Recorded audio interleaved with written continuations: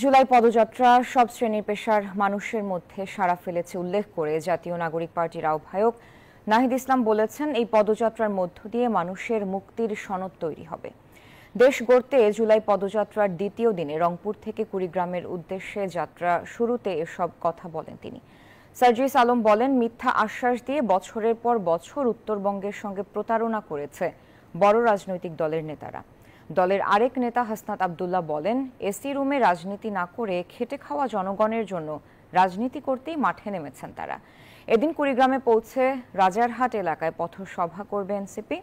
এরপর কুড়িগ্রামের ত্রিমোহনী বাজার থেকে আহ্বায়ক নাহিদ ইসলামের নেতৃত্বে পদযাত্রা শুরু করবে এনসিপি।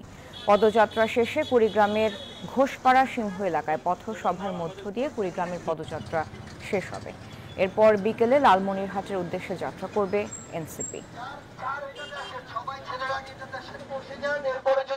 রংপুরের এই বিভাগে আমরা দেখেছি, এর পূর্বে যত নেতা ছিল আসলে তারা তাদের জায়গা দিয়ে শুধু কথা দিয়ে গিয়েছে, কিংবা যা কিছু করেছে ওই ছোটখাটো দুই একটা রাস্তার উন্নয়নের মধ্যে এগুলো সীমাবদ্ধ ছিল। মানুষ চাই এরকম নেতৃত্ব, এরকম রাজনীতি যেখান থেকে একটা পরিবর্তনের সূচনা হবে এবং মানুষ তরুণদের উপর আস্থা রাখতে যাচ্ছে। এনসিপির পদযাত্রার সঙ্গে আছেন সহকর্মী মাজহার ইসলাম। বিস্তারিত জানবো তার কাছ থেকে। মাজহার, এখন কোথায় পৌঁছেছেন এনসিপি নেতাকর্মীরা, সেখানে কি পরিস্থিতি দেখছেন?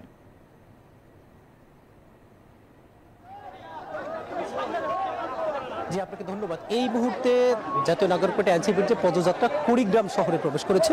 আমি যদি আপনাকে দেখাতে চাই যে একেবারে এনসিপির শীর্ষ নেতা যারা, তারা কিন্তু বহরের সামনে রয়েছেন এবং আজকে সকাল 10টা মূলত রংপুর থেকে কুড়িগ্রামের উদ্দেশ্যে এই পদযাত্রা যাত্রা করে এবং সেখানে তারা প্রতিমধ্যে যাত্রা বৃদ্ধি করেছেন এবং কুড়িগ্রামের রাজারহাট উপজেলায় তারা সেখানে একটি পথসভা করেছেন। সেই পথসভার পরে আবার তারা হেঁটে হেঁটে সেই রাজারহাট থেকে হেঁটে হেঁটে তারা কিন্তু কুড়িগ্রামের সদর দিকে যাচ্ছেন এবং সেই সদরে যাওয়ার পরে সেখানে আরো একটি পথসভা আছে। প্রায় 10 থেকে 15 কিলোমিটার রাস্তা তারা কিন্তু হেঁটে আস্তে আস্তে যাচ্ছেন এবং জাতীয় নাগরিক পার্টির এনসিপি নেতাদের যে বক্তব্যটি ঘুরে ফিরে আসছে যে নতুন বাংলাদেশ গড়ার জন্য জাতীয় নাগরিক পার্টি এনসিপি যখন গঠিত হয়েছে, সেই গঠনের অর্থাৎ সাধারণ মানুষের পক্ষে এই দলকে গড়ে তোলার জন্যই কিন্তু তারা এই পথযাত্রা করছেন। আজকে আপনাকে একটু বলে রাখি, এই পদযাত্রায় কিন্তু দলের আহ্বায়ক নাহিদ ইসলাম একটি কথা বলেছেন, সেটা হচ্ছে গতকালকে চট্টগ্রামে পটুয়ায় যে হামলা হয়েছে, সেই হামলা সেখানে নিন্দা জানিয়েছেন। তিনি বলছেন, নতুন বাংলাদেশে পুলিশকে অবশ্যই পুনর্গঠন করতে হবে এবং পুলিশ সাধারণ মানুষের পক্ষে কাজ করবে, পুলিশ যেন জনগণের বিপক্ষে গিয়ে কাজ না করে, এমন কথা বলতে তারা বলছেন। ফলে সাধারণ মানুষের যে প্রত্যাশা এনসিপিকে ঘিরে, সেটি আমরা একটু যারার সাথে কথা বলতে চাই। যারা আজকে কেমন সাড়া পাচ্ছেন? মনে হচ্ছে যত বেলা যাচ্ছে আর যত দিন যাচ্ছে সারা আরো বাড়ছে। দেখতেই পাচ্ছেন একদম রাস্তায় হাঁটারও জায়গা নেই, অনেক মানুষ, অনেক উৎসাহ, অনেক উচ্ছ্বাস, খুবই আপ্লুত এবং খুবই থ্যাঙ্কফুল। সাধারণ মানুষ আপনাদেরকে ফল দিলে দেখলাম, আপনারা ফল খেলেন, সেটি কি ভালোবাসার বহিঃপ্রকাশ? কি অবশ্যই অবশ্যই, এবং এরকম পথে চলতে অনেক ছোট ছোট ভালোবাসার বহিঃপ্রকাশ। গতকাল একজন, আমার মনে আছে আমরা তো পিক আপ দিয়ে যাচ্ছিলাম, একজন আইসক্রিম হাত ধরে উঠায় রাখছিল যে আমরা যাতে নেই। তো এরকম খুব ছোট ছোট কাইন্ড জেস্টার আমরা দেখছি। আসলে আমাদের দেশে তো সবাই অনেক কাইন্ড, তো ওটাই আমরা যখন পদযাত্রায় যাচ্ছি সেটার বহিঃপ্রকাশ দেখতে পাচ্ছি, অনেক ভালোবাসা পাচ্ছি।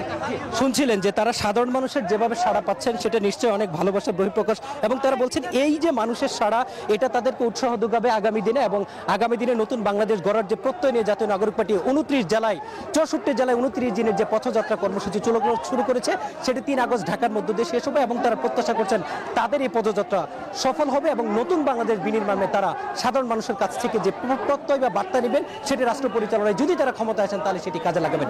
এই ছিল কুড়িগ্রাম থেকে জাতীয় নাগরিক পার্টির এনসিপির যে পদযাত্রা, সে সম্পর্কিত আমার কাছে সর্বশেষ তথ্য। মাঝার ধন্যবাদ যুক্ত হওয়ার জন্য। বৈষম্য বিরোধী ছাত্র আন্দোলনে প্রথম শহীদ আবু সাইদ। গণ অভ্যুত্থানের বর্ষপূর্তি ঘিরে নানা দিবস ঘোষণা হলেও তার নামে কোনো দিবস না থাকায় হতাশ পরিবারের সদস্যরা। তাদের দাবি 16 জুলাই শহীদ আবু সাইদ দিবস ঘোষণা করা হোক। ওমর ফারুকের ক্যামেরায় রেজাউল করিম মানিকের প্রতিবেদন। 24-এর ছাত্র জনতার আন্দোলনে দেশের প্রথম শহীদ রংপুরের বেগম রোকেয়া বিশ্ববিদ্যালয়ের শিক্ষার্থী আবু সাইদ। স্বৈরাচারে লেলিয়ে দেওয়া বাহিনীর গুলির সামনে দুহাত প্রসারিত করে বুক চেতিয়ে শহীদ হয়েছিলেন তিনি। তার আত্মত্যাগে স্ফুলিঙ্গের মতো ছড়িয়ে পড়ে ফ্যাসিবাদের পতন আন্দোলন। আজ আবু সাইদ নেই, তবে বিদায় হয়েছে ফ্যাসিবাদী সরকারের। নতুন বাংলাদেশে জুলাই গণঅভ্যুত্থান ঘিরে পালিত হচ্ছে নানা দিবস। কোথাও রাখা হয়নি শহীদ আবু সাইদের নাম, অভিযোগ পরিবারের। শহীদ আবু সাইদের যে আত্মত্যাগ মানুষকে অনুপ্রাণিত করছিল জীবনের মায়া ত্যাগ করে রাজপথে নামে আসার জন্য। তার আত্মত্যাগ পরবর্তীতে এই গণ অভ্যুত্থানের রূপ নেয়, তার আত্মত্যাগে অনুপ্রাণিত হয়ে এবং স্বৈরাচারী সরকারের পতন ঘটায়। এই শহীদ আবু সাইদ দিবস মানেই হচ্ছে জুলাই শহীদ দিবস। আর এইটা প্রথমে ঘোষণা করার পর আবার এটাকে চেঞ্জ করা, এটা শহীদ আবু সাইদের পরিবারের প্রতি একটা আঘাত এবং শহীদ আবু সাইদের প্রতি একটা অপমানের। অভ্যুত্থানের বর্ষপূর্তিতে 16 জুলাই শহীদ আবু সাইদ দিবস ঘোষণার পর আবারও কেন তা পরিবর্তন হলো তা জানেন না স্বজনরা। আমার ভাই যেই দিনই মারা গেছে সেই দিনটা দিবস হিসেবে পালন করা হোক। এখন সেটাই ঘোষণা দিই বাদে ফিরে আবার সেটাই জুলাই দিবস হিসেবে পালন করা। আবু সাইদের আত্মত্যাগ সকলে মনে রাখবে এমনটাই চাওয়া তার বাবা মার। ছেলে প্রথম শহীদ, যেখান থেকে আন্দোলনটা শুরু হলো সে যে তাকে পিছিয়ে ফেলে এখন জুলাই দিবস আন্দোলন দিবস হিসাবে পরিচিত করেছে, এটা তো বিপরীত পাকেই যায়। রাখি থাকে রক্তের বিনিময় মায়ে যায় না, আবু সাইদের রক্ত বিনিময় এটাই চাই। 2024-এর 16 জুলাই রংপুরে আবু সাইদকে গুলি করে হত্যা করে পুলিশ। রেজাউল করিম মানিক, নিউজ 24, রংপুর। বিএনপির বিরুদ্ধে যারা অপপ্রচার চালাচ্ছে তারা ঐক্যের প্রক্রিয়া বাধাগ্রস্ত করছে, মন্তব্য করেছেন বিএনপির স্থায়ী কমিটির সদস্য নজরুল ইসলাম খান। বলেন তাদের সংশোধন হতে হবে। বুধবার সকালে ময়মনসিংহ দক্ষিণ জেলা বিএনপির নেতাদের সঙ্গে শহীদ প্রেসিডেন্ট জিয়াউর রহমানের কবরে শ্রদ্ধা জানান তিনি। বলেন ফ্যাসিবাদ পতনের মূল দাবি ছিল গণতন্ত্র পুনঃপ্রতিষ্ঠা। দেশের মানুষ এখন নির্বাচিত সরকার প্রতিষ্ঠা করতে পারেনি। বিএনপির কেউ অপরাধ করলে ভুক্তভোগীরা আইন অনুযায়ী ব্যবস্থা নেবেন, এতে সর্বাত্মক সহযোগিতা করবে দল, বলেন নজরুল ইসলাম খান।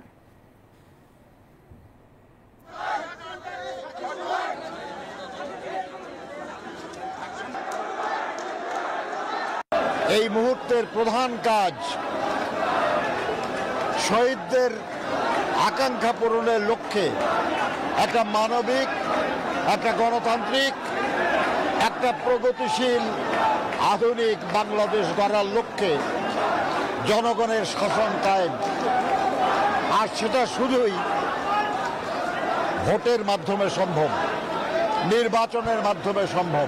রাজনৈতিক দলগুলো আন্তরিক থাকলে জুলাই মাসের মাঝামাঝি সময়ে জুলাই সনদ তৈরি করা যাবে বলে জানিয়েছেন জাতীয় ঐকমত্য কমিশনের সহসভাপতি অধ্যাপক আলী রিয়াজ।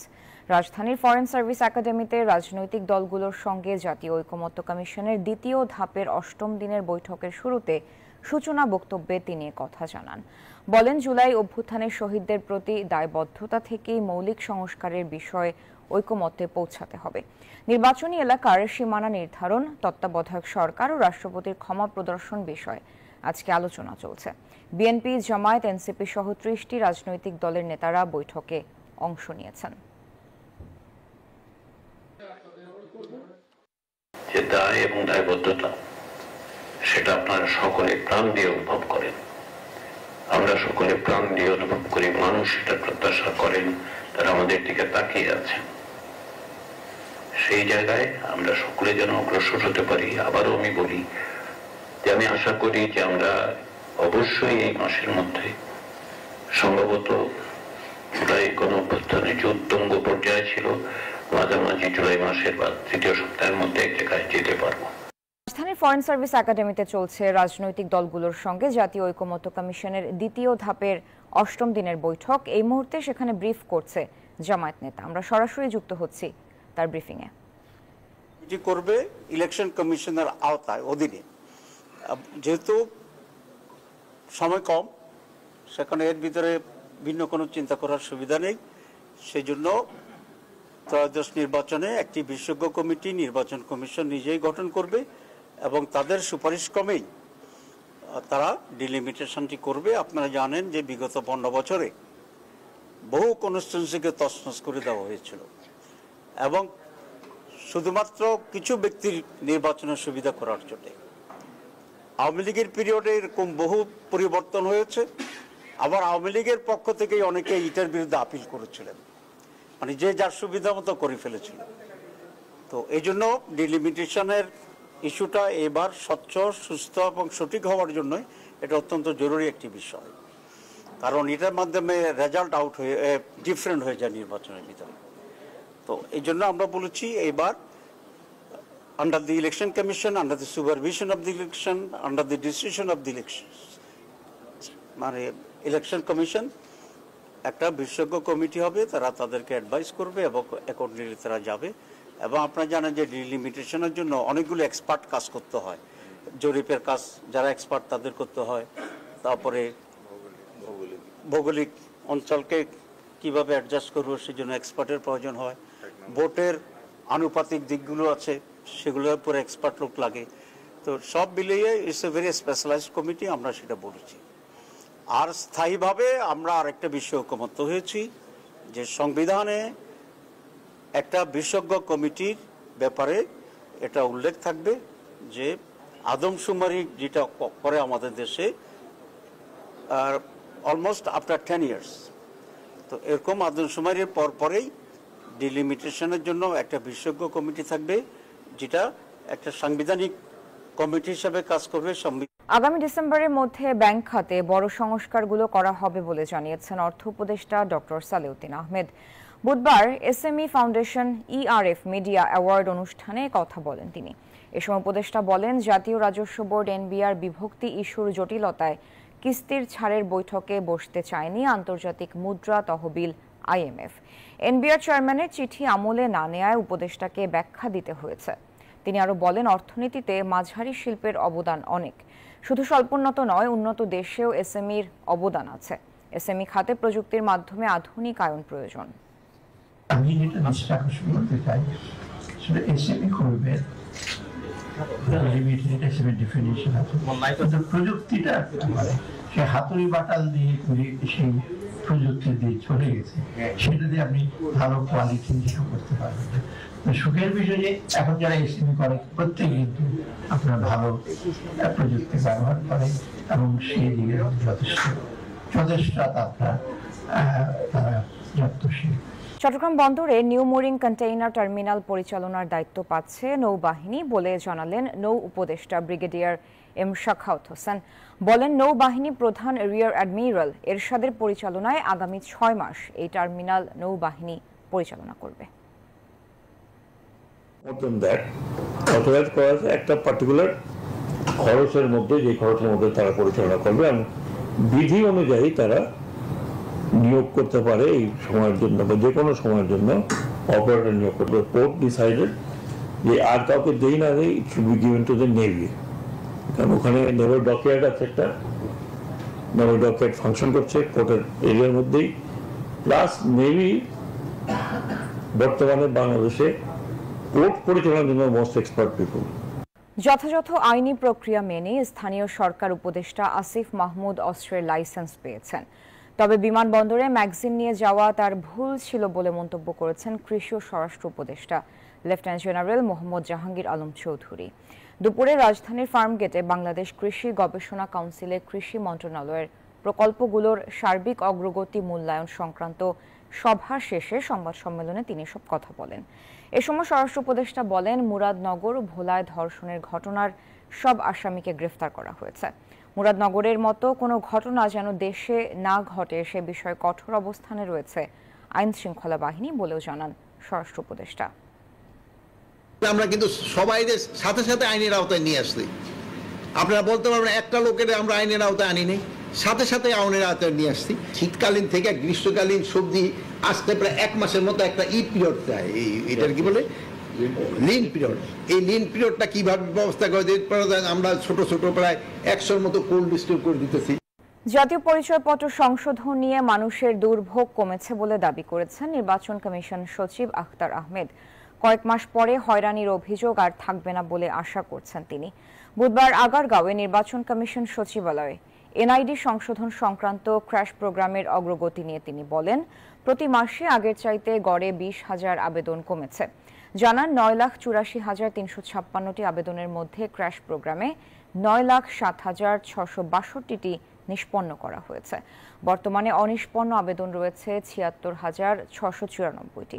সচিব জানান, 2020 সাল থেকে 54,76,011টি আবেদন হয়েছে।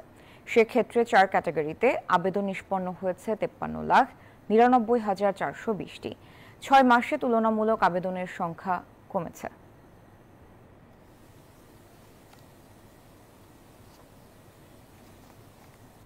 জাপান আজকে আমি যতটুকু ওনাদের সাথে ওরা $4.8 মিলিয়ন কমিট করেছেন। I repeat 4.8 million approximately commit করেছেন যে ওনারা আমাদেরকে এই প্রসেসে দিবেন। সো এইটাই, এবং আমরা আশা করি যে এটাকে আমরা এই অর্থটা যথাযথভাবে ব্যবহার করা যাবে। বিগত সরকারের নির্বাচনের জন্য ইলেকট্রনিক ভোটিং মেশিন ইভিএম এর মাধ্যমে রাষ্ট্রের 3,000 কোটি টাকা বেশি নষ্ট করেছে। এমন অভিযোগের অনুসন্ধানে নির্বাচন কমিশনের 3 কর্মকর্তাকে প্রায় 2 ঘন্টা ধরে জিজ্ঞাসাবাদ করেছে দুদক। সংস্থাটির সহকারী পরিচালক রাকিবুল হায়াত তাদেরকে জিজ্ঞাসাবাদ করেছে। তলবে হাজির হয়েছেন নির্বাচন কমিশনের উপসচিব ফরহাদ হোসেন, সিস্টেম অ্যানালিস্ট ফারজানা আখতার ও ওই সময়ের senior maintenance engineer Mohammad Ashraf Hossain. এদিন সব মিলিয়ে নির্বাচন কমিশনের 6 জনকে তলব করা হয়েছে।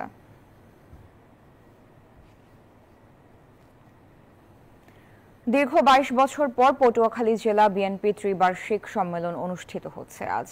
আয়োজন ঘিরে নেতাকর্মীদের মাঝে দেখা দিয়েছে উৎসবের আমেজ। ব্যানার, ফেস্টুন ও তোরণে ছেয়ে গেছে পুরো শহর।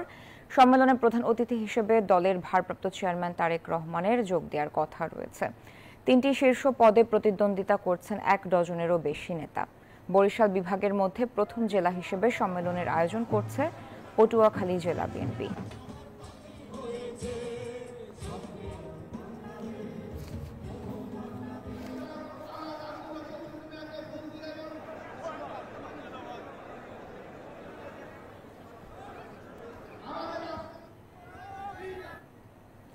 সাভারের পৌর এলাকার গ্যান্ডায় অনুমোদনহীন ভবন উচ্ছেদ অভিযান চালাচ্ছে রাজুক। সেখান থেকে বিস্তারিত জানাতে যুক্ত হচ্ছেন সহকর্মী নাজমুল হুদা। নাজমুল, অভিযান ঠিক কখন শুরু হয়েছে, কয়টি ভবন এখন পর্যন্ত উচ্ছেদ করলো রাজুক, জানাবেন এই বিষয়ে বিস্তারিত।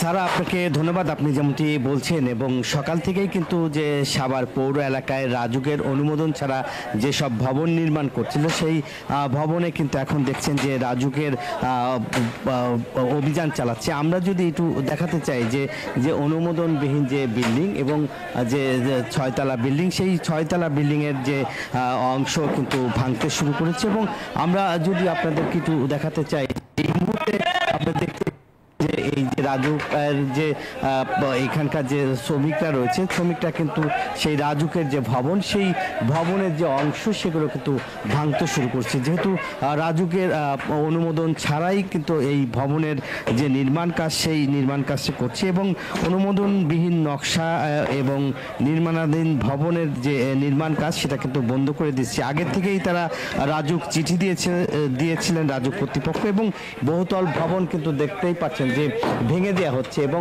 আমরা যদি আপনাদেরকে একটু দেখাই যে এখানকার যে রাজুকের কর্মকর্তারা রয়েছে, তারা কিন্তু যে অনুমোদন নেয়নি এরকম ভবন যেগুলি রয়েছে সবগুলোই কিন্তু তারা ভেঙে দেবে। এবং আমরা একটু কথা বলার চেষ্টা করব রাজুকের এই ভবনে যারা ভাঙতে এসেছে তাদের সাথে আমরা একটু কথা বলার চেষ্টা করব। রাজুকের যারা কর্তৃপক্ষ রয়েছে, যে এইভাবে যে অবৈধ অনুমোদন ছাড়া যেসব ভবন, আপনাদের সাথে একটু কথা বলি যে এই যে অনুমোদনবিহীন যে সব ভবনগুলি রয়েছে সেই সব ভবন এখন পর্যন্ত কতটি ভবন ভেঙেছে, আপনার সাথে একটু কথা বলি।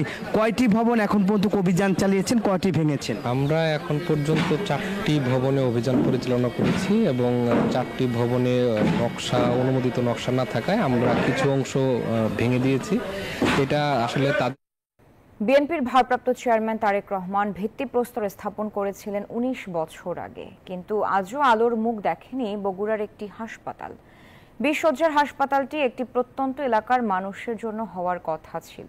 এখন সেখানে অস্থায়ী ভিত্তিতে চিকিৎসা সেবা কার্যক্রম শুরু হয়েছে। আব্দুর রাজ্জাকের ক্যামেরায় আব্দুস সালাম বাবুর রিপোর্টে দেখুন বিস্তারিত।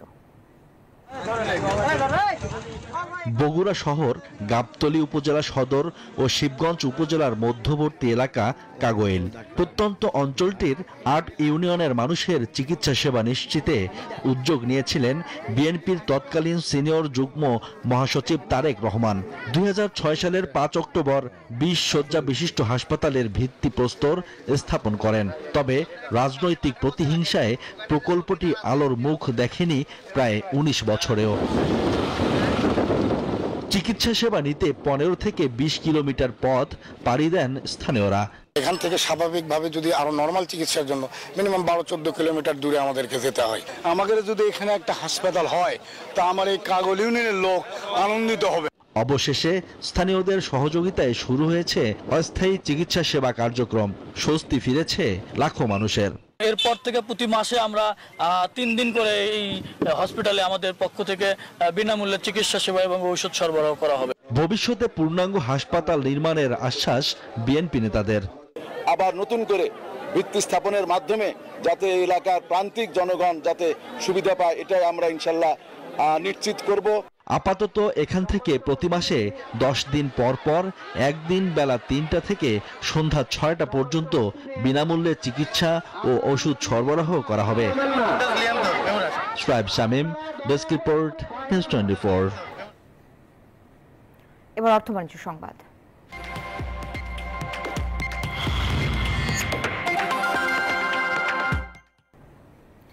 বিশ্ববাজারে মার্কিন ডলারের ঐতিহাসিক পতন।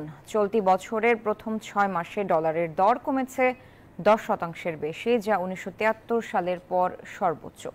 নিউ ইয়র্ক টাইমসের প্রতিবেদনে বলা হয়, মার্কিন প্রেসিডেন্ট ডোনাল্ড ট্রাম্পের আগ্রাসী নীতি, বিভিন্ন দেশের উপর শুল্ক আরোপ এবং ক্রমবর্ধমান সরকারি ঋণকে এই সংকটের মূল কারণ হিসেবে দেখছেন বিশ্লেষকরা।